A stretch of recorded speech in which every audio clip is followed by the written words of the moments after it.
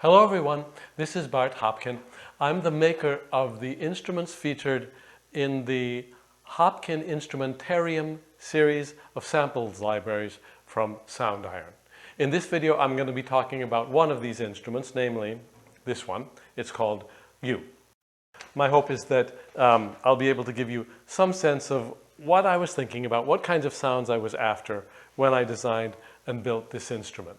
Now, if you get the samples library from Soundiron, you're going to be free to manipulate those original samples in any crazy way you want. You may take them to all kinds of places that have very little to do with whatever my original intention was in the way I thought about the instruments. And if you do that, more power to you. That's great. But I hope it'll be worth something for you to have some little bit of a sense of the spirit in which the original physical instrument was built. So U consists of 12 groups of steel tines, all mounted on this U-shaped bar. So here's group 1, group 2, group 3, etc., on up through group 12. Each of these groups has 14 tines, all tuned to a certain note. So each group represents a certain note. For instance, here's the D group. All the tines in here are Ds, except that they're not all the same D. They're Ds across a span of literally 5 octaves. Here's the E flat group, E, F, etc. On up through, here's the C group, C sharp, and now we get back to the D group. And we can continue on up in a new cycle from there if we want. Now, this instrument can be played many different ways, but when I was conceiving and designing of it, the main thing I was interested in was this glissando effect. As you've been hearing in the various clips and demonstrations I've been doing here, you can glissando across a whole set of notes, or you can glissando across just the lower few notes if you want something that feels more like it's in a lower register. You could also then continue on up into a higher register by glissandoing across some of the higher parts of each group.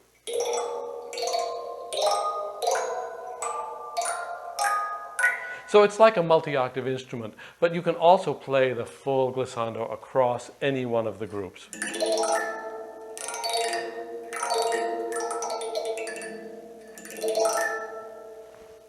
Now, I've been talking mostly about these glissy sounds, but when this instrument got into the hands of the audio engineers at Soundiron, they were able to coax from it and sample from it a whole lot of other kinds of sounds. So yes, they got all my glisses, they did a fine job of that, but they also got a whole lot of other stuff. For instance, when you play individual notes on this thing,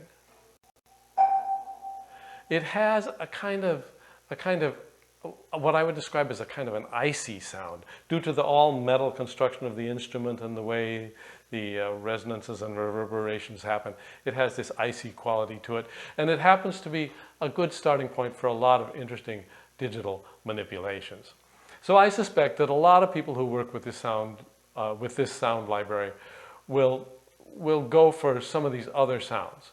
But if some of you want to work with those glissando sounds that were my original conceptions, that'll make me pretty happy. In the samples library, you'll find the options for glissing in the articulations menu. There you'll find options for things like glissing upwards, glissing downwards, glissing fast, glissing slow, glissing soft, glissing hard, a whole lot of possibilities in there. I said a moment ago that each of these groups represents one note, and the tines within that group are all tuned to octaves of that same basic note. Now, that's not completely true, actually. There are some additional notes thrown in there for a little richness and color. For instance, here that's the G group. There's also some Ds in there, some octave displaced Ds. They're in there to add that little bit of extra richness. They blend in, they don't stand out, or at least I hope they don't stand out as separate notes in their own right. And speaking of that, speaking of this question of overtones, the individual tines here, individual tines of this sort tend to produce some serious inharmonic overtones. They can be actually quite distracting, especially in the lower pitched times where they may be the overtones may be more towards the middle of the musical range at some weird unwanted note. So in this case, what I've done is I've added these little weights to the tines.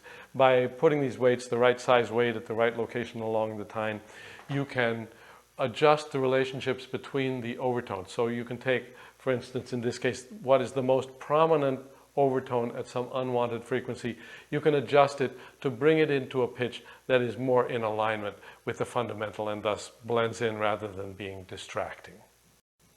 In these video clips, you've seen the U instrument in two different configurations. One of them is that it can be placed on a stand in an upright position, and it actually looks quite nice, quite elegant, presented that way. There's a slight problem with that though, which is that the instrument itself, I mean these metal parts, they do not have enough surface area to project much sound out into the air. So even if there's a nice strong vibration happening within the body of this metal construction here, you don't hear much. It's very, very quiet. So if you play it that way, then you have to put a pickup on it. The other configuration that we can have is the one that you see here, where it's resting on a styrofoam picnic cooler. That's what this actually is. It's a big piece of styrofoam. The styrofoam does a wonderful job of taking the vibrations from this heavy metal object and spreading them out over a much larger surface that acts as a soundboard and sending the sound out into the air. Quite strongly, actually, and with a very nice tone. I think that's what the audio engineers at Soundiron did when they were making the samples. I think they did the acoustic styrofoam radiated version of the instrument. Okay, people, that's my brief introduction to the instrument called U, which is the physical acoustic instrument on which the Soundiron samples library is based. I wish you every kind of crazy creative inspiration in exploring it.